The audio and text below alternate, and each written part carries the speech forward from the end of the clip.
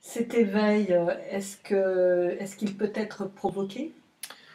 C'est très difficile de dire. J'ai pas de réponse par rapport à ça parce que une des, je dirais, des conclusions de cette compréhension, de cette découverte, c'est qu'il n'y a jamais eu réellement d'acteur qui a décidé de faire ci, qui a décidé de faire ça, que c'est la vie elle-même, que c'est le mouvement de la vie qui amène à une certaine situation.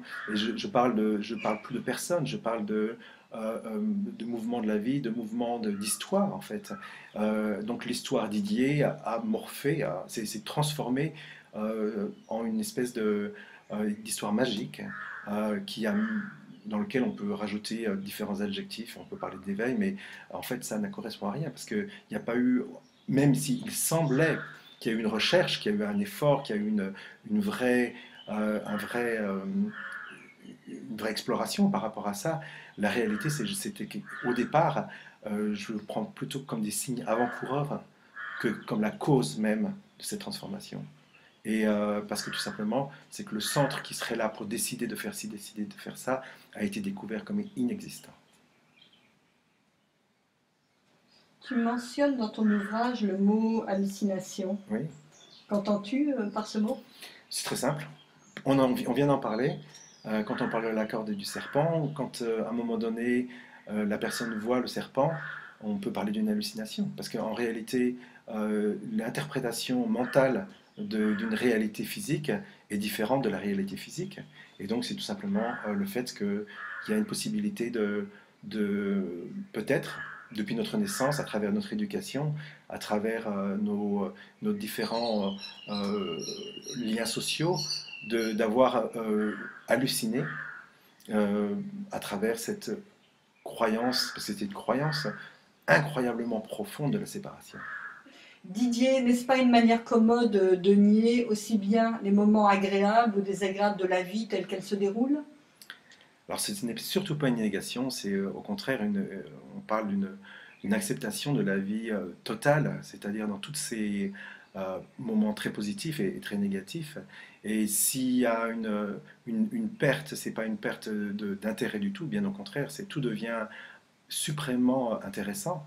Et un maître de non-dualité français qui s'appelle Stephen Jourdain parlait d'un alignement vers le haut, c'est-à-dire que la plus petite chose, le plus petit détail, la vie ordinaire, la vie la plus ordinaire devient une aventure incroyable. Et d'ailleurs lui-même, dans ces moments de temps, quand il avait du temps à ne rien faire, il adorait faire le ménage et nettoyer dans les petits coins toutes les petits moutons qui étaient ici, qui étaient là, et trouver ça comme une aventure magique pour lui. Quoi. Tu abordes avec Pierre dans deux chapitres le sujet de l'équanimité en toutes circonstances. Tu différencies l'équanimité relative et l'équanimité absolue. Mm -hmm. Cela signifie-t-il que Didier ne vit pas une vie relative dans sa vie de tous les jours ou dans sa vie personnelle, dans son travail? Alors, ce qu'il faut voir, c'est que l'équanimité, elle ne peut pas être comprise, elle ne peut pas être expérimentée autrement que par un ressenti intérieur profond. Si ce sentiment d'adéquation avec le monde, si ce sentiment de relaxation, de paix avec le monde est là, il peut y avoir des situations qui amènent éventuellement une colère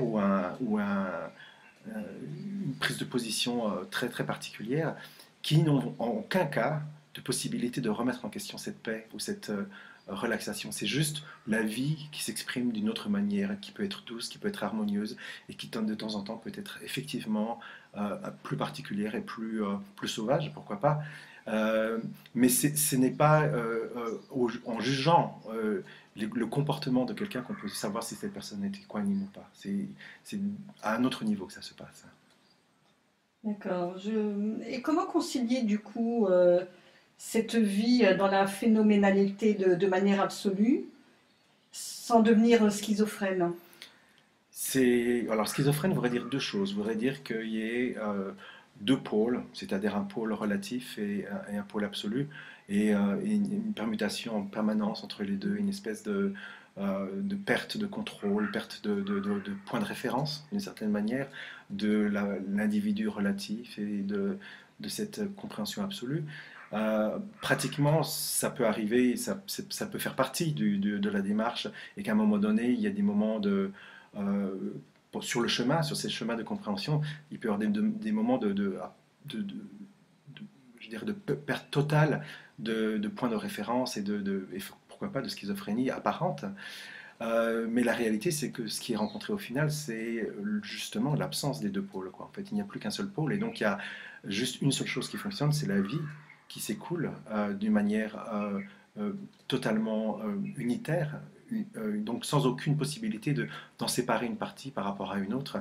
Et à partir de là, il n'y a pas aucune position à prendre, il n'y a aucun mouvement d'un aspect relatif à un aspect absolu, puisqu'il y a juste, on peut même pas dire que c'est que l'absolu, puisqu'il y a juste cela qui est. Mhm.